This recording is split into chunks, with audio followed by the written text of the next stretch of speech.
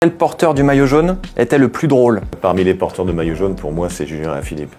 C'était même à se dire tous les soirs pendant son épopée en 2019 qu'il fallait qu'il rentre, qu'il ne pouvait pas signer les autographes, faire les selfies à tous les gens qui le lui demandaient. C'était d'une certaine manière un don de soi très naturel chez lui, mais qui évidemment pesait jour après jour sur sa condition physique. Quel porteur du maillot jaune était le plus froid ou le plus hautain? Porter le maillot jaune, c'est un honneur, c'est aussi une charge. C'est-à-dire que certains coureurs soient renfermés parce qu'ils ont le maillot jaune, c'est pas quelque chose qui me choque.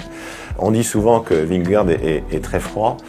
Je suis pas vraiment d'accord avec ça. Je me souviens notamment d'un jour où, parce que la veille, j'avais aidé sa femme, qui avait la poussette de leur enfant, à faire 100 mètres le long de la ligne de départ. Et le lendemain, il a fait, lui, Jonas Vingegaard, 10 mètres pour venir me voir et dire merci. Donc voilà, ce sont des tempéraments différents, mais c'est quelqu'un aussi de très sympa. Quel porteur du maillot jaune était le plus charismatique? Pogačar est charismatique dans tous les sens, à la fois par ses attaques, par son attitude, par sa décontraction hallucinante. On a l'impression qu'il n'est pas concerné, c'est sans doute d'ailleurs l'une de ses forces. On a l'impression que la pression, les gens qui l'entourent, la foule qui lui demande des autographes, des selfies, ça ne le touche pas, ça ne l'empêche pas de rire. J'avais été très frappé d'ailleurs quand il ne portait pas le maillot jaune, mais après sa première victoire sur le Tour en 2020, à la présentation du Tour de France, de le voir repartir avec son ami en Vélib. J'avais trouvé ça stupéfiant. Il était redevenu tout simplement comme un gars de son âge, d'une vingtaine d'années, comme un étudiant. Ça m'avait beaucoup frappé. Lequel était le plus inattendu? Peut-être Cyril Dessel, qui fait partie de ces maillots jaunes, je ne sais pas si ça change une vie, mais Cyril Dessel qui était un coureur très très sympa, qui a eu le maillot jaune. Son père était là, je crois, ce soir-là.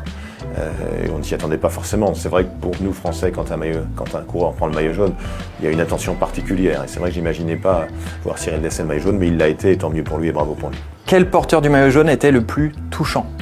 L'image que j'ai, c'est celle d'un coureur qui n'était pas maillot jaune, et ce sera encore Julien Alaphilippe, qui ne l'était plus en 2019, mais il était sur le podium sur les Champs-Élysées, et il y avait son père dans le fauteuil roulant à 10 mètres en bas du podium, et j'avais le sentiment que Julien ne le voyait pas, parce que son père ne voulait pas qu'on le mette au plus près du podium. Il voulait pas. On lui dit, mais monsieur, on va vous mettre au pied pour que vous puissiez voir votre fils. Il voulait pas, donc il était resté plus loin.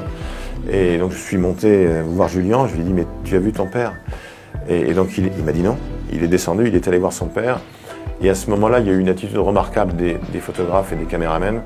C'était comme un moment de pause. Ils sont tous arrêtés, ils ont laissé Julien embrasser son père. Et c'était comme si personne ne voyait, alors que tout le monde voyait. Quelques mois plus tard, le père de Julien était mort. Et c'était vraiment un moment très très touchant que tout le monde avait respecté. Et ça m'avait aussi frappé.